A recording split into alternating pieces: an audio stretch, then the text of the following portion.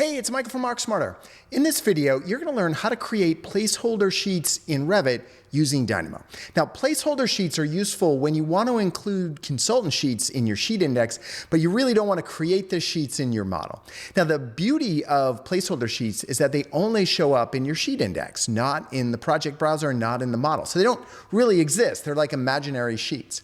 So you could add hundreds, thousands of consultant sheets as placeholders, and your project browser is going to stay nice and tidy. So sounds good, right? Now, in this example, we're going to read sheet data from an Excel file, and then we're going to use that data to create placeholder sheets. And I'm going to show you two ways to create the sheets. One is using Python, and the other is using a custom node. All right, ready to get started? Let's switch over to Dynamo and get going. So I'm here in Dynamo for Revit 2025, and the first thing we're going to do is we're going to connect to Excel so we can read our sheet data. Now, the Excel file that I have, let me open it up right here, it's real basic. It has a column here for our sheet number and then another column for sheet name. So that's the only information that we're going to need. And you can see I'm going to create a bunch of sheets. I have about 60 sheets here. So we don't want to do that manually, obviously. This is where Dynamo is really excellent in terms of automating this type of task. So we have this data here in Excel. We need to get it into Revit. So we're going to start by going to the Import-Export library, and then I'm going to go to the Data category. We're going to take this import Excel node right here. And you can see the inputs on this. We have file, sheet name, and then we have two inputs that have defaults, read as string, which is set to false, and then show Excel, which is set to true. So to get our file, we're going to go in import export, and we're going to use the file system category. And we're looking for the file path node right here. So this is a great node that allows us to actually select a file. So I'm going to go ahead, I'm going to click on Browse, and it's going to pop up a dialog so I can select my file, and I have my sheet list Excel file right there. So I'm going to click Open, and you'll see it puts the entire path of that file right here. So now that I have the file path, I have to actually do a little bit of a conversion and use the file from path node. So the file path provides the actual file path, so it's providing more or less a string that goes to the file. Then I use file from path to get the file from the path. And we can kind of see like file path here, if I hover, let me give this a run. If I hover over this, it's giving me that file path as string. The input for file from path is a path, and then the output from file from path is a file, and then the input for our import Excel is a file as well. So we're really just trying to match up our inputs and our outputs. So that's really how we kind of put this together.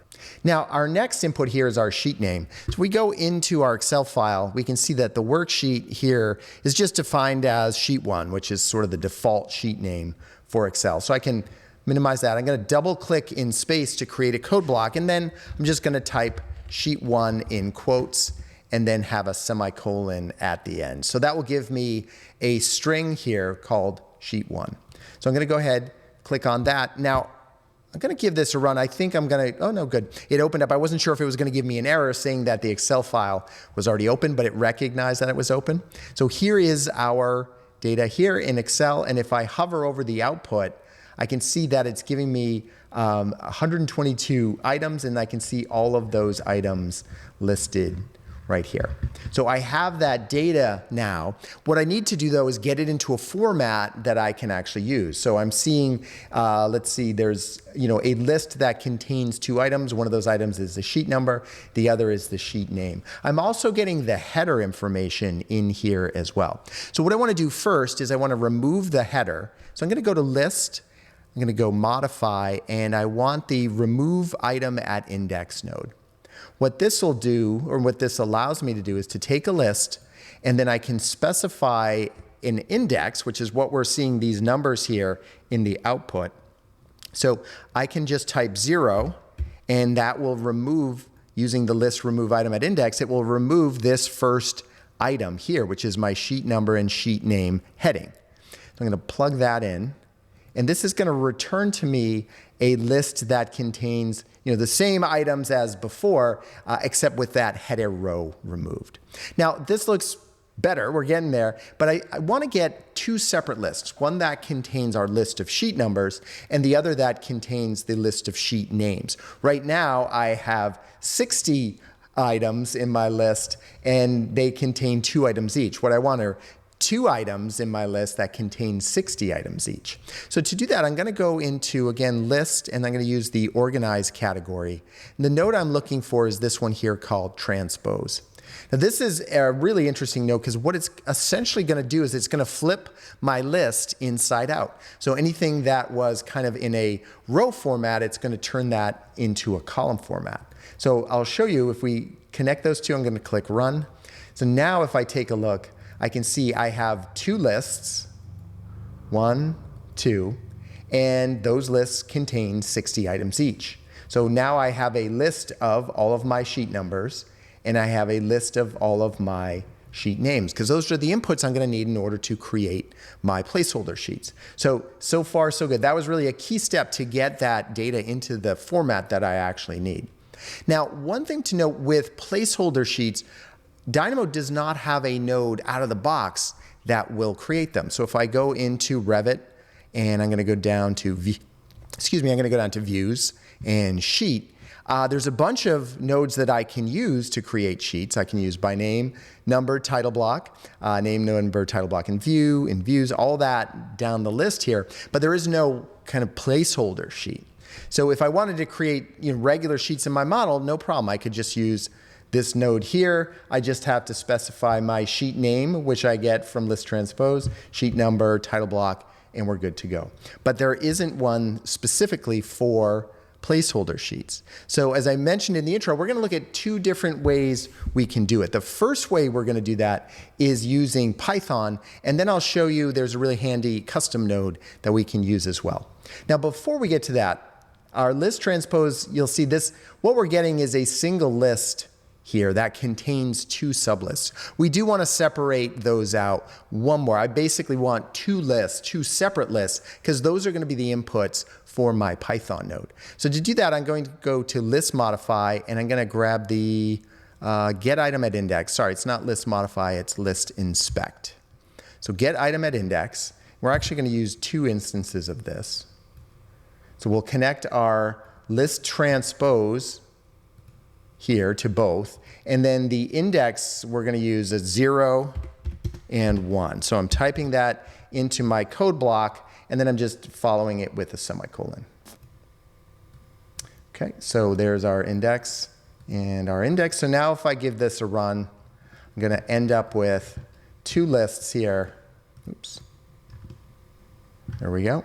So here is our list of sheet numbers, and then our list of sheet names. All right, so we have everything we need right now to go ahead and create our placeholder sheets. And as I mentioned, we're going to look at this first using Python. So for Python, I'm just going to search here in the node. In the search bar, I'm going to look for Python script. So I'm going to click that to bring it onto my sheet. And if you haven't looked at this, there's really just an input in and out. And I can specify multiple ins as I want, which is actually what we want here. We want 1 in for our sheet numbers. Let me verify, yep. And then another input with our sheet names. Now our output is going to be our placeholder sheets. Now to actually edit the Python, I'm going to double click on the node, which is going to open up the Python editing window. So we'll wait for that to pop up. And here we're going to be able to just actually type text. So I'm going to be able to put my Python code directly in here. So we have our Python script window, and depending on the version of Revit and Dynamo you're using, this may look slightly different. We're using the CPython 3. Some of the earlier versions of Dynamo use a different version of Python, so that's just something to be aware of. Now, there's some boilerplate code in here that we need. Now, we're going to add some kind of additional setup. So when you open up the Python editing window the first time, it's just going to show you sort of Python setup and configuration as if you're going to be working only in Dynamo. Now, we're going to be working with some Revit elements as well, so we need to add those libraries. And you can see here we're importing sort of the system library, the CLR library, and then we're adding references. We're going to add 2 additional references. We want to add a reference to the Revit API and another one to Revit services. So I use clr.addReference. Revit API, CLR.addReference, Revit services. Now we're going to import again specific libraries from those references. And let's grab those right here. So from each of those, we're going to go from Revit services.persistence. We're going to import document manager, and I'll explain that in a second. We're going to do the same thing from Revit services.transaction. We're going to bring in the transaction manager. And then from the Revit API, we're going to bring in specific items, filtered element collector, built-in category, view sheet, transaction. In fact, actually, we don't need, I'm going to edit this real quick. We don't need, all we really need are transaction and view sheet. So those are the ones that we're going to be using. And we don't, actually, we're not going to be using any design scripts. So I'm going to remove that there. So kind of cleaned it up a little bit. So we have our imports, we're adding our references, and then we're bringing those libraries in. Now, the first thing we're going to do, now that we have our setup ready, we're going to define our inputs. Now, as I mentioned, we're bringing in our sheet numbers, and then we're also bringing in our sheet names. So I'm going to modify our inputs here, and I'm going to create a list effectively called sheet numbers, and I'm going to set it equal to in, which is right here, item 0. And you'll notice that as we're bringing in additional items, it's giving them numbers. So my input 0 is going to be my sheet numbers. My input 1 is going to be my sheet name. So that's giving me a variable inside of the Python that for those specific inputs. All right, so now what we're going to do is we're going to basically get our Revit document. We're going to be working in using Revit elements, so we want to get the actual document object, and the document represents the Revit file. Now, if we were just working within Dynamo and creating sort of Dynamo elements, we wouldn't necessarily need to do that. But because we're working with Revit, we need to get the actual document and create a variable for it. So I'm going to go ahead and create that variable so that says doc equals, and then I'm referencing the document manager, which we added right here. And I'm setting my document variable equal to documentmanager.instance.currentDB document. So I'm creating a variable for that current document. Now, once we do that, we're going to make use of this second item here on line 10. We create our document, then we're going to create a transaction. Now, a transaction is also something that we need to do because we're working with Revit, and a transaction effectively locks the model. So we're kind of locking the model, so we're going to be making a change while that model is locked. Now, if I don't create the transaction, oftentimes I'll get an error because Revit and the Revit API is expecting it to be locked. We're making a change to the model. We don't want anybody else to make a change at the same time, so we're going to lock it for the duration of that change. So I'm going to create a variable here.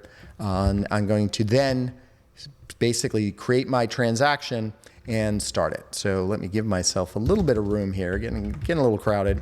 So I create a variable called T. I set it equal to transaction, and then the arguments inside the transaction are my document. So what model are we locking? And then I'm giving this transaction a name. I'm calling it create placeholder sheets. All right, so now that we've created that variable, I'm just going to type t.start to actually start that transaction.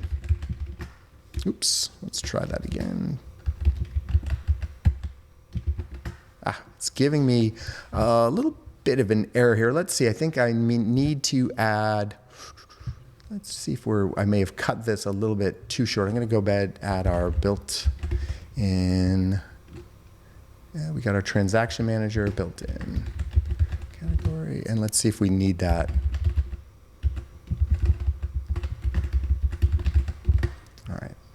And we have our transaction here. Okay, so let's see if we can get our transaction set up correctly.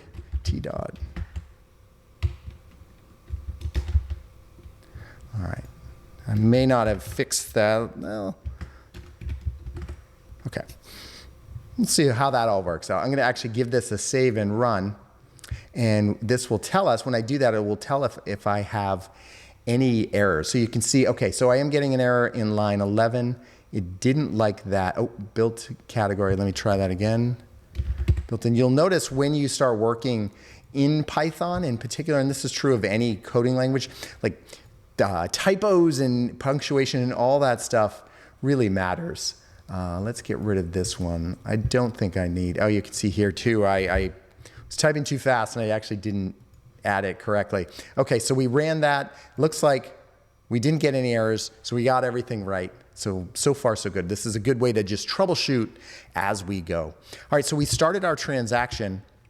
Now what we're gonna do is we're going to go ahead and create those placeholder sheets. So I'm gonna add a comment. And you'll notice too, any of these lines that start with the number symbol here, this is a comment. So it doesn't get compiled when I run the code. It's just human readable text. So it's really useful to add some comments as you go through.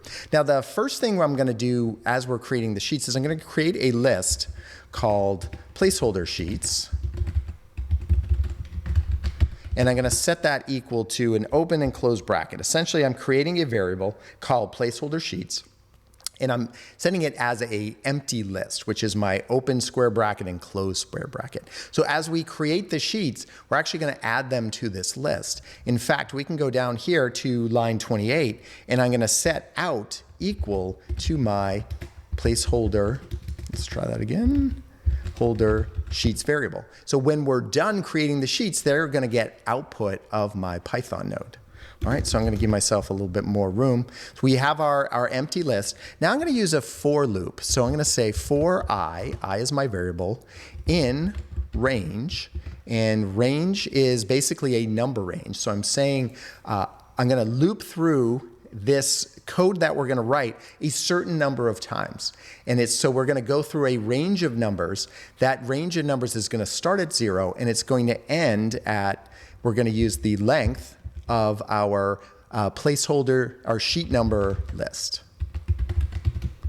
And let me close my bracket. So what we're doing, again, we've created a local variable called I, and we're gonna loop through that a certain number of times.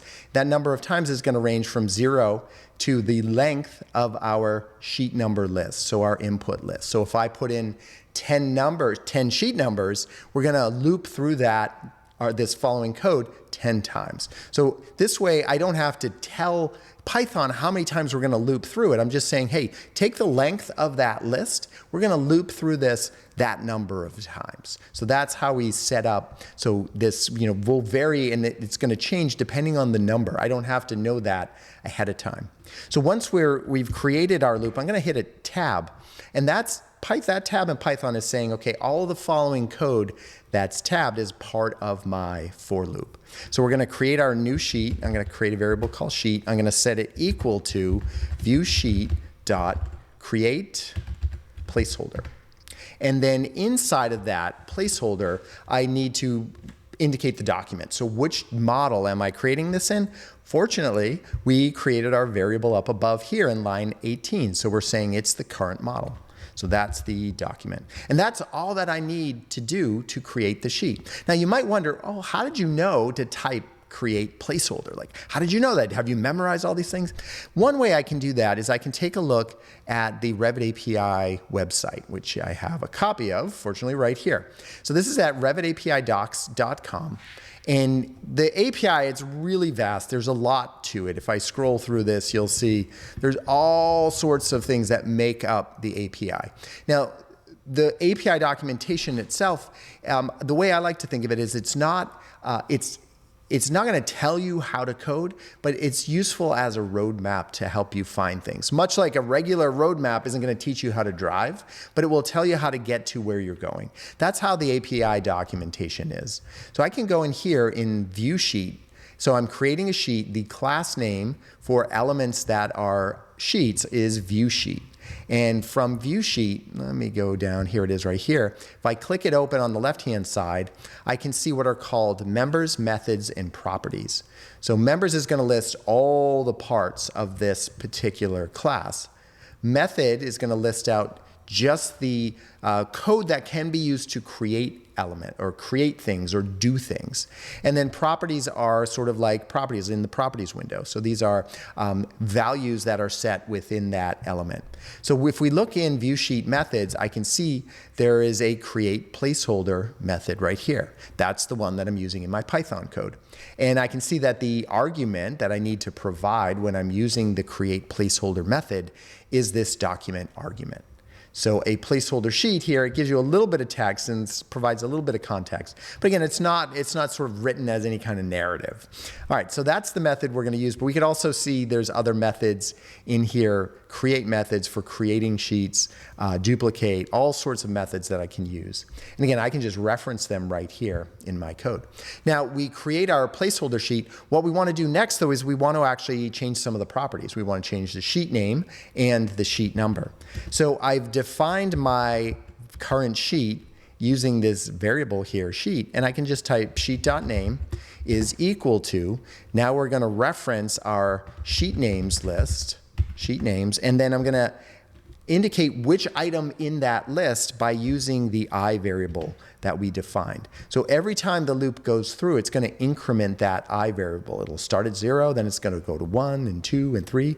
So I can use that to get my sheet names. Same thing goes if I type sheet number. I'm going to set that equal to our sheet numbers list, and then again we're going to reference that I variable. Now once we've done that, we've created the sheet, we've changed the sheet name, the sheet number. I'm going to add the sheet to my placeholders list. So I'm going to type placeholder sheets.append. And you'll notice as I start typing, it's going to try to figure out what I'm typing, and it's going to use what's called IntelliSense. So it'll offer me here, I typed APP, so the only real command that I could use relative to to list is going to be append. So I can just hit tab to accept that, and it will save me a little bit of typing. So we're going to append our sheet. All right, so placeholder sheets, we're going to add that sheet that we just created to it. All right, so far so good. We did all that work. I can now hit backspace, and that's basically going to now end that loop. So this code here is going to execute every time through the loop. When I'm done, I just hit backspace. So now I'm back kind of on the left-hand most margin of my code. So that ends effectively that loop. So the last thing we need to do is we need to commit our transaction. So I'm just going to put a comment here. And by commit transaction, what I'm doing is I'm basically saying, okay, I made some changes, transaction, there we go, much better typing. So I made some changes to the model, I started the transaction up here, and now I'm going to say, hey, the transaction is done, I'm going to commit those changes back to the model. So I can do that by typing just t.commit. And then I do an open and close bracket, and that indicates that this is actually a method.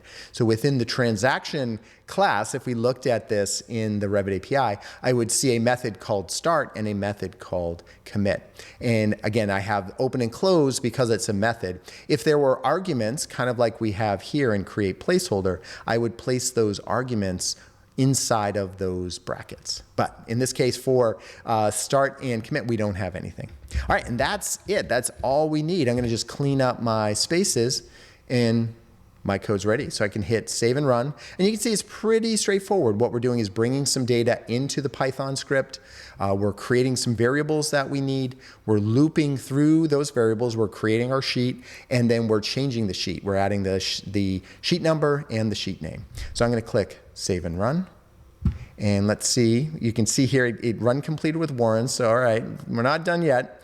And it's saying here, we got a syntax error. Invalid string, I in range, sheet numbers. Okay, so let's take a look at that specifically, and we can see what's going on.